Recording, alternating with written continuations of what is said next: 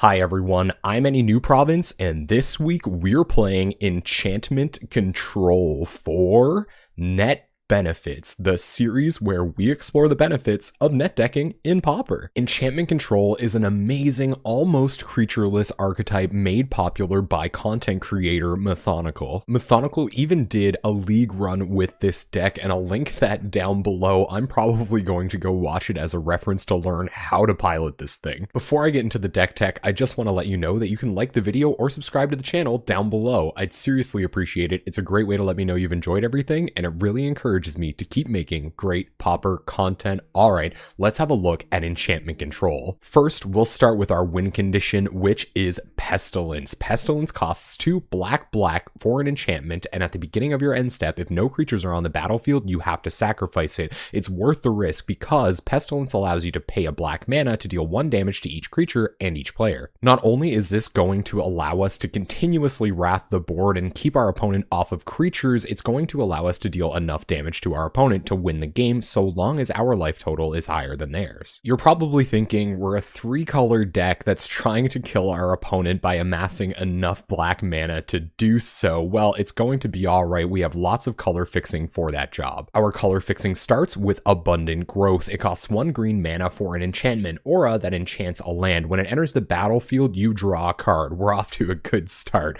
The enchanted land has tap, add 1 mana of any color. We're also running 1 main deck copy of Trace of Abundance, which costs 1 hybrid Boros mana and a green mana. It's also an enchantment aura that enchants a land. When that enchanted land is tapped for mana, its controller adds an additional 1 mana of any color, but the thing that makes Trace of Abundance so good is that it gives the enchanted land Shroud. This helps insulate us against things like Capsize and Imrova Horror. We've also got 3 copies of Fertile Ground, which costs 1 and a green for another enchantment aura that enchants a land. Whenever the enchanted land is tapped for mana, its controller adds an additional 1 mana of any color. So with all of this extra mana fixing and even a little bit of ramp, we should be able to deploy our Pestilence early and kill our opponent much more quickly than they may expect. Next, we have our reactive spells. Almost all of them are enchantments. In fact, there's only 1 non-enchantment card. We'll get that out of the way first. It's Gut Shot. It costs 1 Phyrexian red mana, which means you can pay 2 life or red mana for Gut Shot. It deals 1 damage to any target, probably a fairy or some kind of very important elf. We've also got a copy of Crystallization, which costs a hybrid Simic mana and a white mana. You can enchant a creature with it. That enchanted creature can't attack or block. When the enchanted creature becomes a target of a spell or ability, you exile it. We're also running 3 copies of Kirtar's Desire. It costs 1 white mana for an enchantment. The enchanted creature can't attack, and if you have 7 or more cards in your graveyard, that enchanted creature can't block either. This is pretty sweet. It's like the least expensive pacifism effect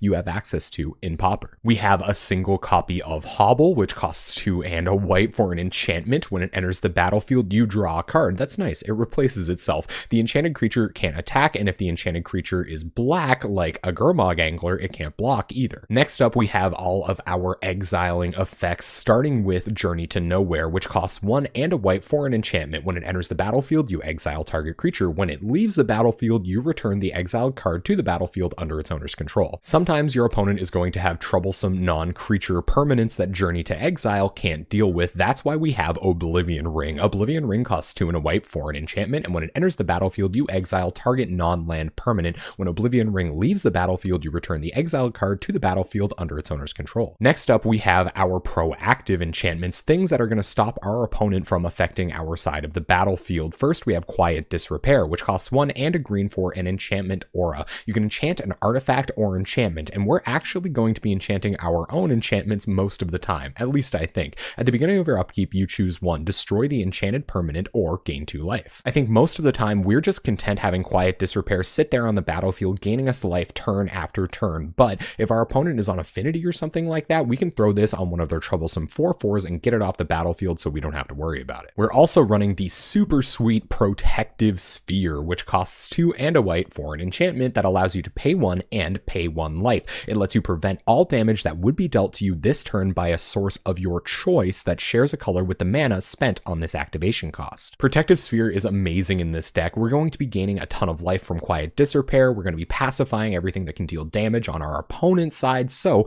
most of the time our opponent's not going to be able to damage us with anything at all. This also works on choice, so you can target things like Solana Ledgewalker or any Boggle out of Boggles. Finally, our last package is all about card advantage, starting off with the card that makes this deck as powerful as it is. It's Crewfix's Insight. Crewfix's Insight costs 2 and a green for a sorcery and allows you to reveal the top 6 cards of your library, put up to 3 enchantment cards from among them into your hand, and put the rest revealed into your graveyard. I don't think I have to be the one to tell you that drawing 3 cards is incredibly powerful in Pauper, especially when the cards we're drawing can be our win conditions like Pestilence, or just a bunch of ways to deal with our opponent's board until Pestilence comes along naturally. Finally, our last non-land card is Heliod's Pilgrim. It costs 2 and a white for a 1/2 human cleric, and when it enters the battlefield, you may search your library for an aura card, reveal it, put it into your hand, then shuffle your library. If this deck was only going to run 1 creature, this is definitely the creature for the job. Heliod's Pilgrim allows us to run those sweet one-offs like Crystallization and Trace of Abundance, but it can also just get us more redundant copies of auras that we need to deal with very specific threats. Alright, let's have a look at this mana base, and like any 3-color mana base in Pauper, it's a masterpiece, so congrats to Lock W for tuning this mana base for their 5-0. First, we have our non-basics in Blossoming Sands, Jungle Hollow, and Scoured Barrens. These are your Pauper duels in green-white,